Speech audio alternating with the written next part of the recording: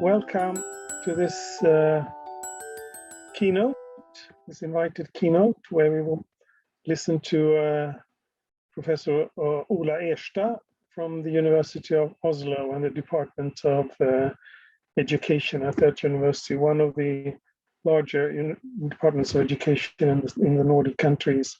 Professor Erstad has a background in media and communication research. He comes from that field, and he actually did his dissertation as a student of media and communication research on a study of the impact of digital media in schools in Norway. And that was already in 1997, so much has happened since then. He became a full professor of education in 2008, and he's been the leader of several research groups, and his general interest is in the consequences of digitization, first for young people, and first on a sort of on a broader scale in terms of the activities we pursue in our homes, and then also in terms of the role that and the impact of digital media on schooling and practices in schooling. So this is very much an interdisciplinary area bridging media studies and education, and we talk about this field now as literacy or digital literacy, and he has conducted several projects in this area with particular focus on young people and how they lead their lives, how they communicate at school and in other settings. He's also a very well published scholar, and actually also a very well cited scholar. I checked some of the citation indices, and for the past I don't know, 5 or 6 or 7 years, he's been the head of the Department of Education. But my informants in your environments have told me that you have stepped down from that responsibility just recently. So I guess you have more time for research now. So welcome, Ola, to EARLI, and we're very happy that you accepted our invitation to give a keynote. Please. I should also say before I leave, if you want to comment, you can comment in the in the chat field if you feel like it. But we are not planning to have any discussion afterwards. Should there be time, I could pick up 1 or 2 questions. Ola will not have time to pay attention to them. So sorry, please, Ola. Well, thank you very much, Roger, and thank you for that kind introduction, and also for the invitation to speak at EARLI. I feel honored, and it's too bad we cannot meet face to face. I'll try to share my presentation. Hope it works. Can you see my presentation fine now? Yes. Good.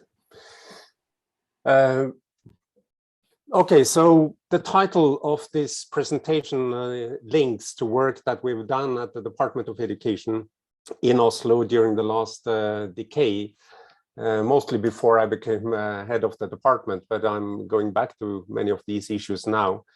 But I also try to connect these issues to the overall theme of the conference on citizenship and the shaping of futures, and see the possibilities that how we can understand citizenship within the framework of this learning lives approach we've been working on. It's important to say from the start that this is not sort of a very well-defined field of research. We often refer to it as learning across context, and we have our take on this, but there are other perspectives and ways into this field represented by others, and it's very much a field in development as such. So for this presentation, I have 2 main arguments. It doesn't link so much, as you could get the impression from Roger's introduction, to digital media as such. Digital media is part of what we've been studying, but my main argument is more in that in our research we seek to address learners about their learning experiences and their meaning making, and also to follow learners across time and space, as this photo from one of the communities where we're in is illustrating. So I thought I would start with an illustration also. Some years ago, I was very inspired by what is called longitudinal documentaries, especially this one called 7up from the UK, which started in 1964 by Granada Television, and they brought together a group of 7-year-olds from very different socioeconomic backgrounds, and they wanted to explore the British class society and how it is manifested from an early age, especially the role of education, and about these persons' experiences, interests, and hopes for the future. So one claim posed in this documentary is, "Give me a child until he is 7 and I will give you the man," which the documentary then proves wrong, and they follow the same people every 7th year until the last round now, when they are 63 years old. So it's a truly life course perspective. I thought I would show a very short trailer from the film so you get a sense of it. In 1964, Granada Television brought together a group of 7-year-olds. When I grow up, I want to be an astronaut. We have followed their lives every 7 years. I don't want to keep still. It's life, you know, don't wait for nobody. They talked about their dreams. If I could have 2 girls and 2 boys. Their ambitions. I'd quite like to get into politics. And their fears for the future. Life is what happens while you're waiting for something else. I don't think life is there to be regretted.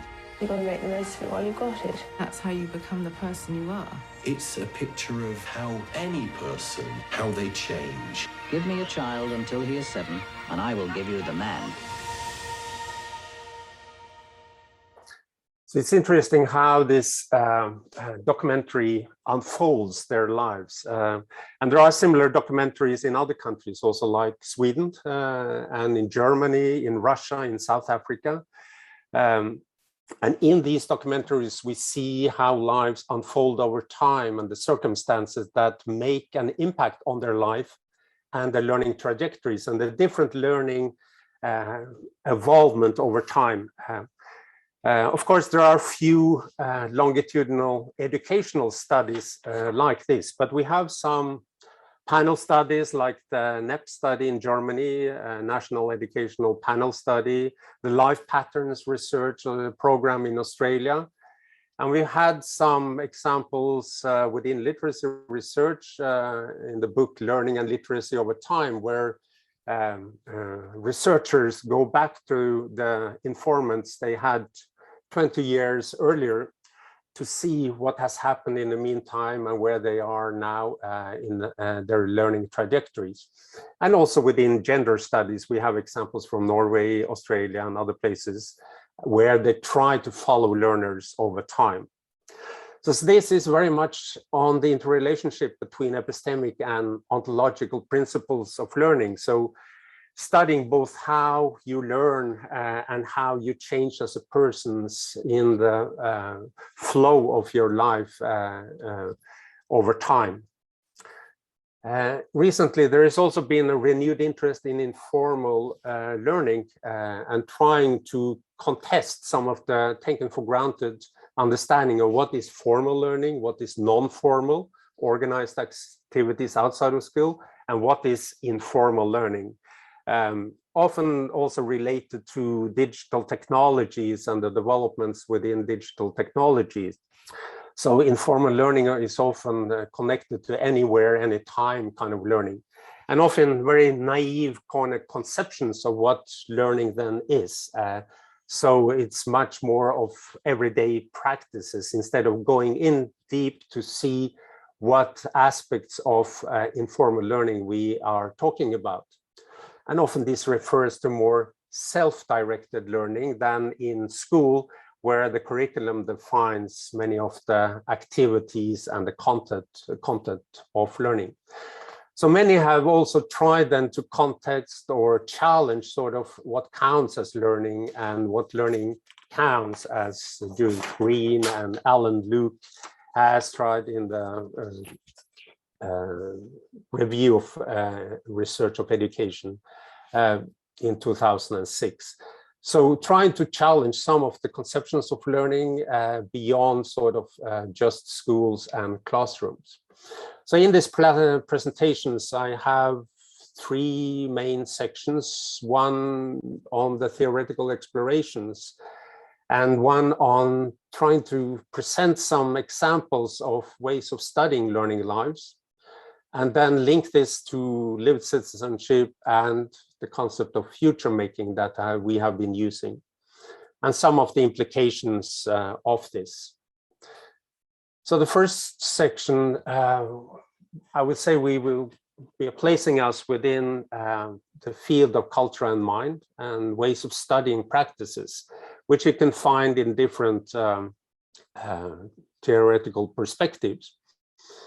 I've been very involved since my PhD also on media literacies, digital literacies, and these new literacy studies from Shirley Bryce Heath, Brian Street, but also Sylvia Scribner and Michael Cole in the 1970s, where they tried to challenge sort of the conceptions of literacy, looking at cultures and practices where literacies unfold inside formal institutions, but also very much outside of those. And we have the New London Group and their manifest from 1996 and the book by Cope and Kalantzis from 2000 on multiliteracies with a subtitle of The Design of Social Futures. And their ambition was really to challenge both the concept of literacy, but look at the broader social developments and what reading and writing really means for people in our times. We have also built quite a lot on David Barton and Mary Hamilton's work on local literacies and David Barton's work on connecting literacies, lives, and learning, and see how literacies are embedded in everyday practices of people in Loughborough in the study from Local Literacies book. And a lot has happened during the last decade also within literacy studies, technological developments, of course, and the practices in ways that young people now produce texts in quite diverse forms, multimodality, but also the socio-materialist perspective, so post-human and social political agendas around literacy in our times. But I would say we build a lot on this local literacies perspective in our research projects. The other influence, strong influence on our work is more referring to the work in the 1980s and 90s on cognition in practice and everyday cognition by Jean Lave and Barbara Rogoff and others, which really try to explore cognition more embedded in the practices of people in everyday life, and how it unfolds and the meaning making involved in that and the implications of it, often situated within practices and situated learning. And we've been trying to expand that and trying more to look across contexts and expand on the situatedness to see what happens when literacy is on the move between different practices. So a framework we've been developing during the last decade for studying learning lives is connected to several developments theoretically and conceptually during the last 10 years. A key concept has been agency that has evolved quite a lot during the last 10, 15 years with Anne Edwards on relational agency, looking at how agency is formed through negotiations and relational aspects of how people work together, relate to each other in different situations. but also more and more transformative agency with Stedchenko and Anna-Liisa Sanino in Finland, who challenge also the relational aspect of agency, and looking at how agency also implies ways of changing your life trajectory and resources and possibilities within your circumstances. And for us, this also relates to identity formation, who you are as a learner and how you develop over time.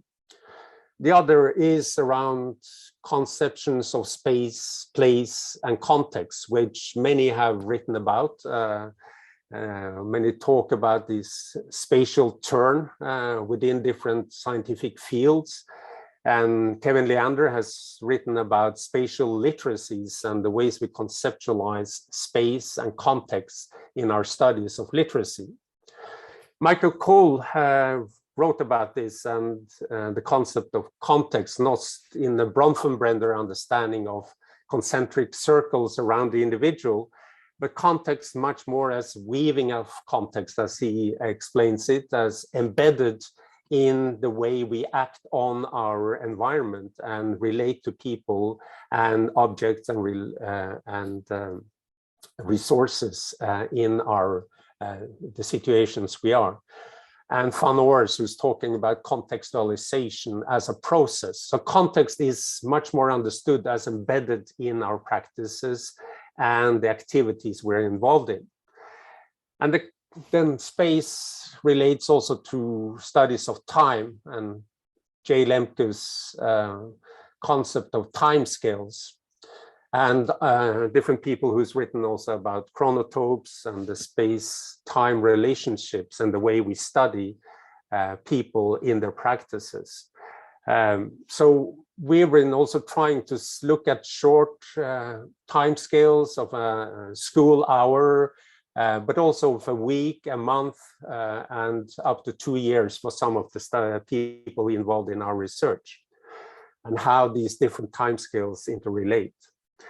And also on the concept of trajectories of participation from Ole Dreyer in the end of the 1990s, but also colleagues at the Department of Education, Sten Ludvigsen, Ingvild Rasmussen, and others, who's also trying to evolve this understanding of trajectories of participation linked to chat, cultural historical activity theory, but also looking at ways we can operationalize this in our research practices. And also we relate to understandings of technology and digital media in everyday life, not as a thing in itself, as an object out there, but as embedded in young people's practices. So what is characteristic of how young people use technologies today is that it's very much part of them and the activities they're involved in. So this has led us to what we metaphorically call learning lives approach as a way of entering different fields and practices. And these broad concepts of learning then being life deep, as it's changing you as a person when you learn over time. It's life wide, beyond the school, into communities and different activities. And also lifelong, as studying this over time and not seeing it just as a part of learning within the compulsory school years.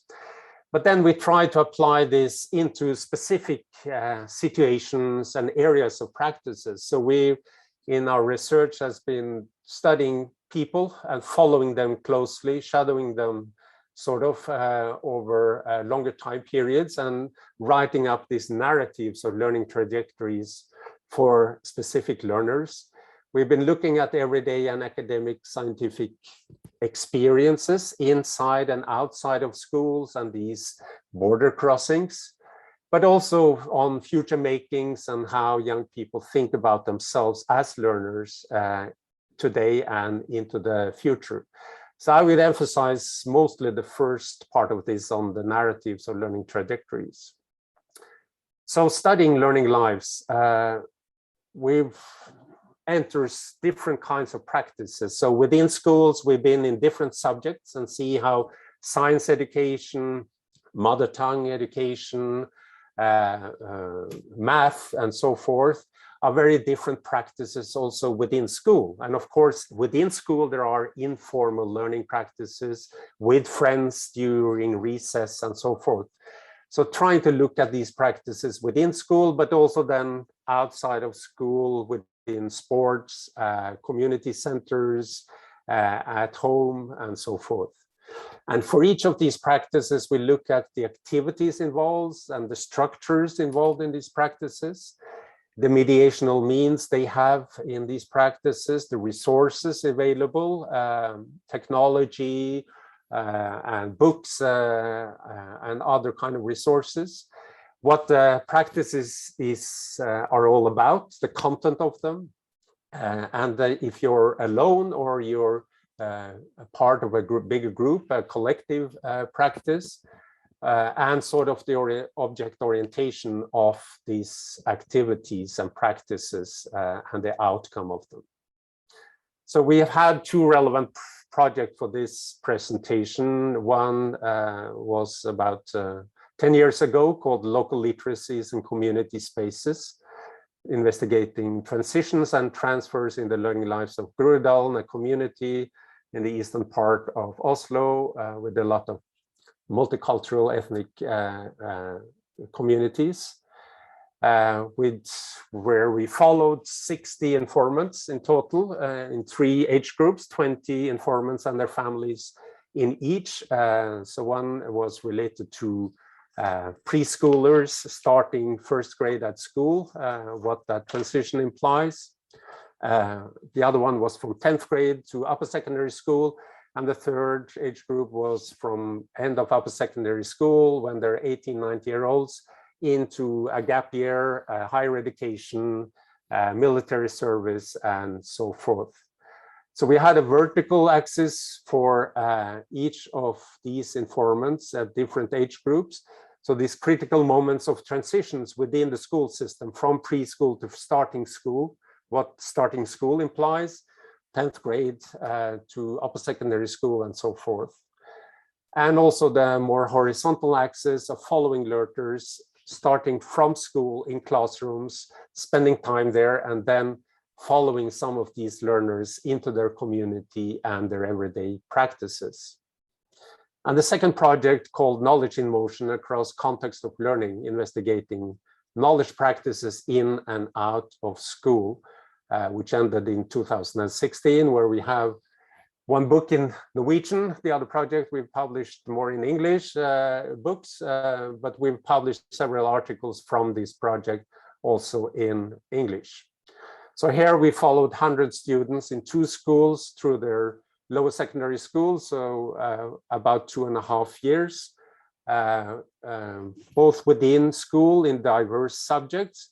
And then we follow these into 3 different contexts outside of school, in home settings, doing observations and interviews with parents and the students, within different sport activities and the media use activities outside of schools and the practices involved with that.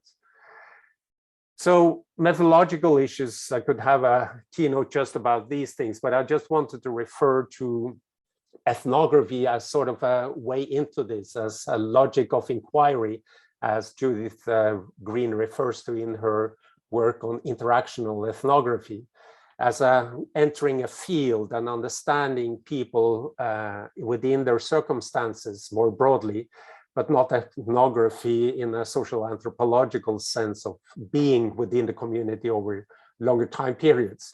And also multi-site ethnography for markers and others, where you follow learners across sites.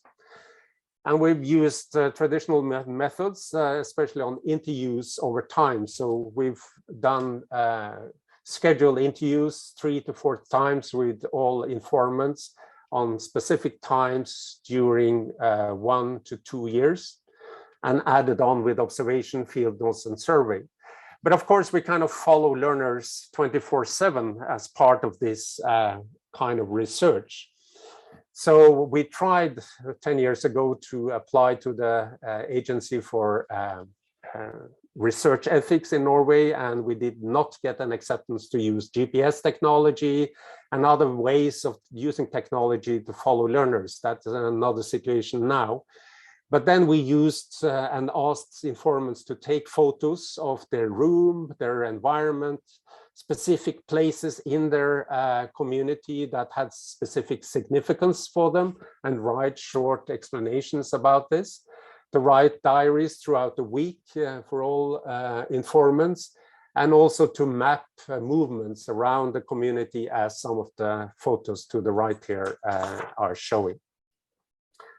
So, as I mentioned, I will focus a little bit on these narratives and what Sanne Ackerman, Larike Bronkhorst, and others have focused on as continuities and discontinuities across contexts and over time in their meta reviews on border crossings and discontinuities and continuities. So we followed learners then about 1.5 to 2 years in both of these projects, and focus on some key elements of the tensions that appear as part of the process of transition from one educational level to the next. So one snapshot, as I called it, a narrative snapshot, because I don't have time to go in depth through different these snapshots, and I wanted to show you some of the diversity in our material. So one is about doing collective sports as a sort of a continuity. So we've done part of our work. We collaborated with an agency at Oslo Metropolitan University called UNOVA, who's done this longitudinal study of young people in Norway from the 1990s. Several thousand informants have answering questionnaires. So we did then an analysis on how the relationship between doing sports and performance in school, and then doing computer gaming and performance in schools. And this study with Sletten, Strømbø, and Gilje, published in 2015, confirms all the quantitative research that shows that youth that are involved in collective sports more often perform better than other youth in school, and that playing a lot of computer games has a negative impact on school grades over 8th, 9th, and 10th grade, as this is for the age group, on the subjects mother tongue, math, and English. But for playing computer games, there was one difference, and that was within the subject of English, where they improved their grades during lower secondary school in this quantitative study. But we wanted to move beyond sort of these quantitative data to understand what's really going on. So in this second project, we entered a community where sport and collective involvement in sports, and I mean then football, handball, volleyball, where you are together with others in performing these sport activities. So this was a community with a very strong bonds to collective sports, involving young people, their students, their parents, and also their teachers. And what we saw that often on the football field, the parents were there talking together also about schools and education. And also many of the teachers were part of these sport activities outside of school. And many of the teachers, when interviewing them, emphasize the importance of doing collective sports for ways of performing in school. And many of them refer to students doing collective sports as more able to handle noise and disturbance in the classroom, and they can focus and concentrate better because they learn that through doing sport activities. And we see in our material also that some learners refer to this. So this is a girl who's a high performer in cross-country skiing and is part of a club for that in her neighborhood. collective sport is then very much about coordinating structured activities with others, being goal-directed to achieve better and using diverse resources as part of the sport activities. And for this student, Martha, this becomes very important in the way she performs as a student in school also. She explains how it has formed her as a person and how she becomes structured. And also that it pushes her to perform better. So what's striking when I was following her over time was I discovered that she was making plans for school performance. So she didn't call it homework, she called it training. And she was making written schedules for every week, for every subject, on how to perform and put goals and measurements for herself to perform better at school. So for her, doing sport is something that she learns as a learner, as a learning strategy that she takes with her into school as a continuity to perform better at school. Snapshot 2 is a different story. It's about a boy. He's 6 years old.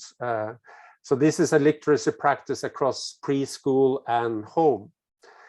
And we asked the parents in these families, preschoolers, to take photos of what they considered as learning and situations activities their child was involved in, as this father has done with his son here. And a key artifact at home, in this home, was several microphones. And we were struck by him carrying a microphone very often, and often speaking into it, but also singing. And often performing at home. And the father says that he likes to talk and sing into the microphone because I work on the radio, blah, blah, blah, in Oslo. I'm doing voluntary work 3 times a week, and he likes to watch me when I'm talking into the microphone. So the microphone was very important in this sense. And also at home, we could see that the parents, in order to stimulate and prepare their child for starting school, they encouraged the child to train his writing skills. So the mother also developed, as you see in the middle here, a book where she wrote down all the letters in their native language and the letters in Norwegian. So they could train both languages and the writing skills for each of them, and also the resources they had at home to stimulate this. And also in preschool, as you see in the 2 top pictures here, which was a very rich multiliterate environment where this boy attended, with drawings, letters, and so forth. And in this environment, this boy was very active in different activities and often got the role as leading in singing, often in the morning, and also performing in front of the others. And he showed self-confidence during the learning activities, and very often also took the initiative for different activities with the other children. Then we met him about 4 or 5 months later when he had entered 1st grade in school. So when we met him again, then we noticed a change in the way he was behaving as a learner.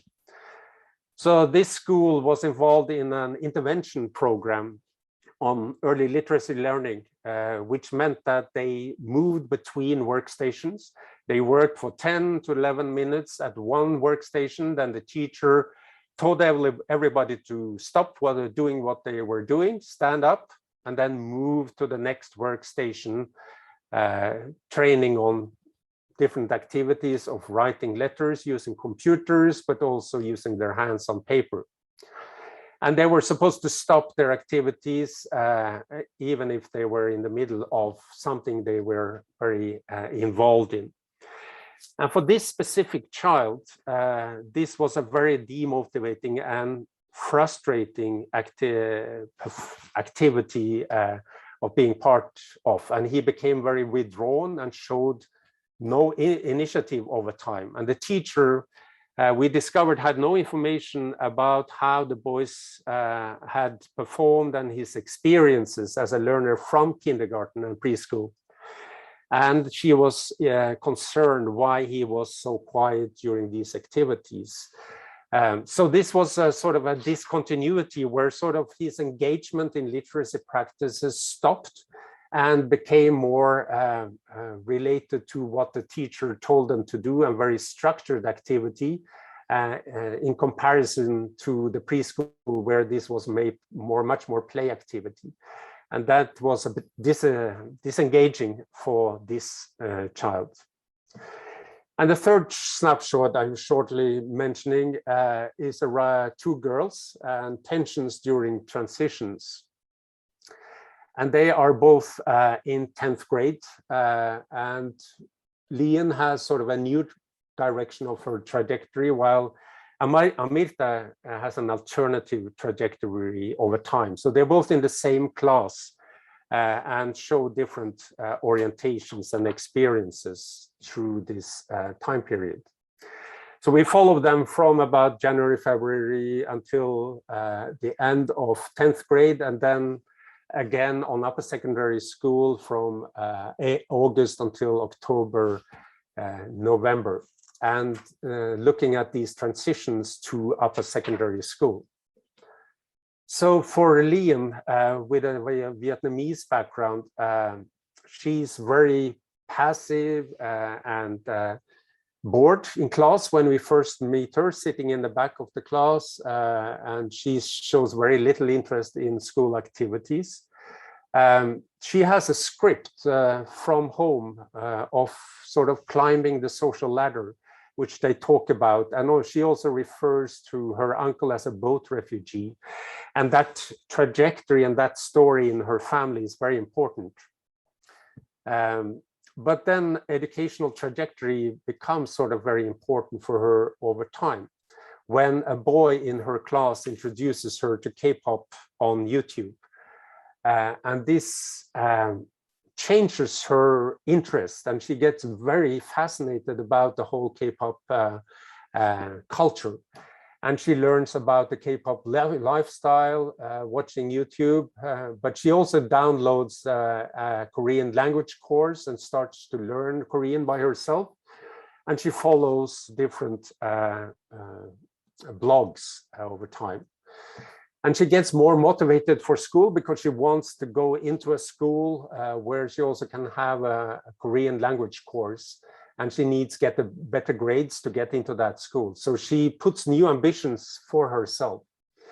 And then when we meet her again after the summer in September about, we can see, and she also talks about a total makeover, as she herself calls it. She changes her dress, her clothes, she colors her hair, cuts her hair, and she also becomes aware of being a performance-oriented student. It's good for my head to learn difficult things. I think my brain develops as she is explaining it.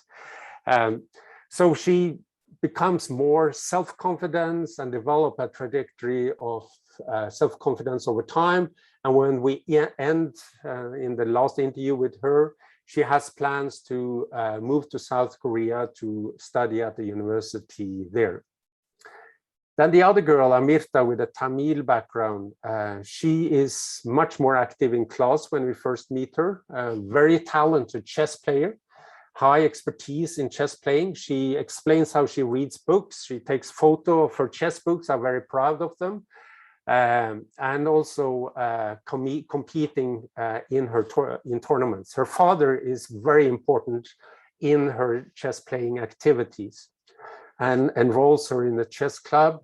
And she gets, as she explains, very hooked into this activity. And she is quite embarrassed in the beginning of these activities because she thinks her friends will conceive of her as a nerd. But then they discover and are very proud of having a friend that is so high performing in chess playing. And she's not embarrassed about chess playing anymore. But then family life challenges her this trajectory of chess playing and high ambitions to enter a good upper secondary school. She has a disabled younger brother and a mother also that is a bit is not functioning well within the family. So it's really the father and his daughter. So when we meet her again after the summer, she has stopped playing chess and she has taken on another trajectory, explaining that in my family, I'm the only one who can work. My little brother cannot. It's my duty to take care of him. So this family trajectory takes over, and she has entered a school in her local community. And she talks very much about being bored at school, dissatisfaction with her teachers, and also that her plans now is to become a teacher and teacher education, to become a teacher in her own community. So these snapshots I mentioned here, show both how young people at different ages position themselves as learners and the constraints and possibilities provided within their communities as seen here. And they also show how important it is to study what happens during processes of transitions and different incidents that influence on their learning trajectories. And often this happens outside of the formal educations. And what was striking for us was often the teachers did not know about these out-of-school experiences, that what influenced these trajectories. And we can discuss a bit what this means to know about these out-of-school experiences. But for our research, it's important to unpack a bit more what learning means for these learners and students, young people. So then linking to lived citizenship and future making. So lived citizenship is a concept that I've gained interest in also preparing for this keynote as an alternative approach to ways of understanding citizenship. Not as social rights and duties, which from Marshall from the 1950s onwards has been a major way of understanding citizenship, and not as a civic knowledge per se taught in school, so learning about our democratic systems and so forth, but rather as experienced in practices of everyday lives, as Ruth Lister has written up, a source often referred to within this field, how it's involved in people's everyday practices. And Kallio, Wood, and Heckley from 2020 trying to sum up this field of research on lived citizenship, point to 4 key dimensions on spatiality and the understanding of context that people are involved in, about intersubjectivity and the relational aspects of citizenship, how it's performed within different situations, circumstances, and the emotional and affective sides of it. And often they focus on marginalized groups and aspects of inclusion and exclusion, and ways of positioning and identity shaping as ways of understanding themselves as becoming citizens over time, as part also, as I referred to, as agency and the structures they are in within their community, but also the society, the nation they are part of. So we also use the concept of future making as a concept to understand how learners actively construct their future orientations, a process of becoming citizens as addressed through many of our interviews, where we talk about past experiences, present experiences, and the future ambitions, and how young people create futures for themselves. And also what it means to become citizens and how they are involved in civic activities and practices in everyday life and in diverse ways. And some are more explicit in this than others, like political engagement. So I'll mention this shortly. So what happened during this first project we had was that in Norway, we had this terrorist act of 22nd of July 2011, and that happened during the summer in the middle of our data collection. And for many of these young people, that became an aspect of themselves, reflecting on them as learners and as part of society. And this as an incident that forms a generation. We talk now about Utøya generation. So Hanne is a student, 18-year-old in media and communication, wants to become a journalist. And she, during her last year in upper secondary school, becomes a member of a youth party on the far right during the last year of upper secondary school. And in an informal conversation, she gives the reason that it is because of changes in her neighborhood, becoming more multi-ethnic, changes of ethnicity within her own community. And she talks about the difference between her community also and other parts of the city. And then she has an explanation when we meet her again after the summer, after this incident. And she had her own blog and writing about these issues. And in the afternoon, after the bomb exploded in the city of Oslo, she wrote that this incident was probably the result of an Islamic extremist. But then she is very engaged in this. I was good at expressing myself. Just when it happened, a bit more pissed off that it might, like, we will get into a war. And she got carried away and her mother complained. But then she discovers that this was a person that had been part of her same party. And when I meet her again during the fall, she has totally changed. She has withdrawn from the party. She's now working as a substitute teacher at a neighboring school. And her trajectory now changes towards wanting to study social anthropology at the university to learn more about different cultures. So it's a totally shock for her in this incident, and it forms her in her own trajectory further on. So what we see is also that education and school in these conceptions of lived citizenship are very important as social arenas for negotiating identities and positionings, especially in this multicultural community.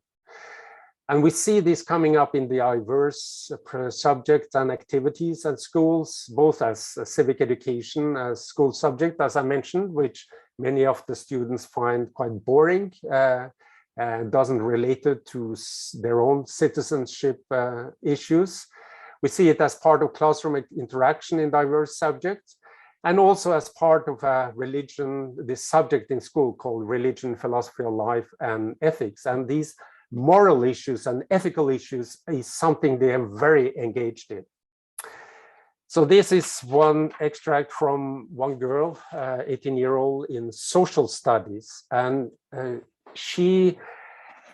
this is an activity where the teacher have each of the students in the class to present something on the topic of generation and values. And she has an oral presentation for about 12, 13 minutes in front of the whole class about herself. So what she says is that I haven't forgotten my culture and my identity. Still, that does not mean that I don't have the opportunity to choose where I will live, where I will study, and if and when I will move out.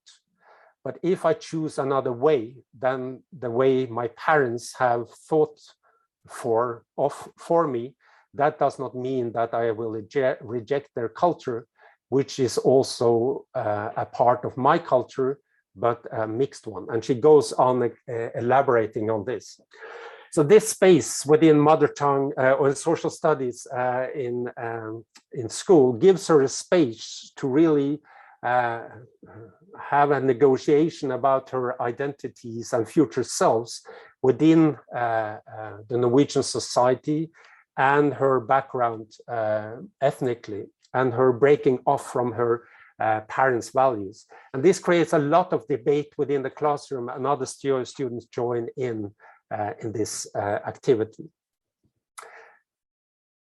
The last example I wanted to mention before ending off is a role-playing sequence. I will try to make this short. So this is last year of upper secondary school, and the reason I mention this is that these students in this school and this class I followed over time thought that this subject of religion, philosophy of life, and ethics was one of the most interesting at school, because they could negotiate about their own identities, but also discuss in an open and tolerant way within the classroom about quite difficult issues that they were thinking about. So the teacher had over time trying to develop a tolerance and respecting kind of environments within the classroom. And this was a role-playing activity where the students were learning to argue, to understand other people's ideological positions, and to reflect on the contested nature of very contested and controversial topics, such as euthanasia and homosexuality and gender equality. And I will not go in detail in this, but the two of the students, and this is a long, took more than 2 hours, but these two students engaged in discussing homosexuality. And the point here is that this student, Aryan, who's a Muslim, who has the character of John Stuart Mill, and Peter, who's playing the role given by the teacher as the humanist, really go out of his character, this Aryan, and start a heated discussion in the classroom about homosexuality, and Peter responds on these. And Peter plays the role of the humanist, but Aryan is really provoking many of the others in his disrespect of homosexuality. And the teacher, what was interesting here was that these students, and it could have gone terribly wrong, but the teacher felt confident, and he had spent time in preparing students for this. And he saw the role of the school as very important in creating possibilities for the students in developing these kind of discussions.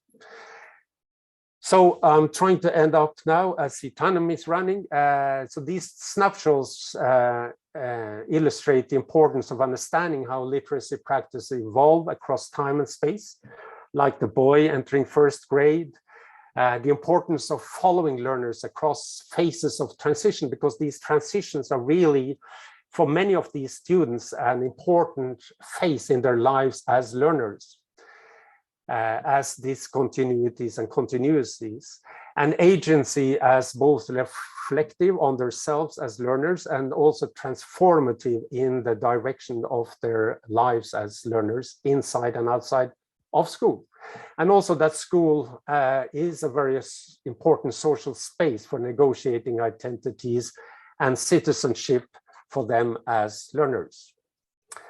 So some implications, partly on research, is of course these conceptions of literacy, learning and living beyond the classroom as container, as many refer to it. So understanding beyond sort of just the classroom, learning across contexts, ways of studying these boundaries and meanings and of these boundaries and borders, and also on the methodological challenge of doing this kind of research, where we have more technological tools to help us in doing this. Apps are used in quite a lot of projects now, but also raising new issues around the ethics of research and the pedagogization of everyday life. So does everything becomes learning then?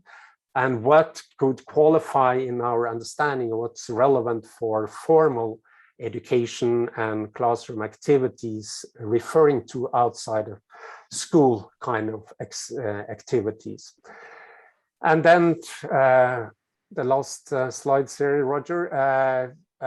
So there are implications here that I will just refer to as we've been publishing on what does this mean for teachers, because we found in much of this research also that teachers were trying to encourage using everyday experiences in knowledge work in different subjects. And they were encouraging this because they thought it was building relationship with students, encourage their motivation and engagement in learning activities, but also that it could enhance their subject knowledge on drawing and everyday concepts. And But we found that they were very struggling with doing this, and also that the students were often uncertain of ways of understanding teachers' instructions and what was taking place in the classroom during these activities. The last slide, referring to UNESCO now, that has an initiative, what they call future literacies, which also relates to these everyday experiences of people, not conceptualizing future as something out there, but how do we grasp the future now in times of environmental challenges and many others for young people as a skill in itself. So thank you. Thank you very much, Ola, for this very rich presentation. And I forgot that we do not have a chat during invited keynotes because it would be too complex. I would just like to thank you for a very rich presentation. And I think this you show us how the complexities of modern life and the diversities of young people's experiences and the role of media in these developmental trajectories, but also how the institution of schooling sort of is challenged by these very diverse interests and motivations and futures that children envision. And this is a very, I think, realistic image of contemporary societies, which I think is a challenge to much of educational research, which has sometimes a rather narrow conception of what instruction is. So instruction here is sort of involves, in your conception, a lot of self-socializing practices that go on also outside educational institutions, experiences that people bring into schools and classroom activities. So thank you very much, Ola, for this very rich presentation, and it's been recorded. So for all of you who want to go back and listen again, you can do that. And I'm sure that Ola will also send you his PowerPoints if you're interested. Thank you very much. And thank you all of you for participating. And Ola, do you have any last words? No, thank you. Thank you. Okay, bye-bye. See you.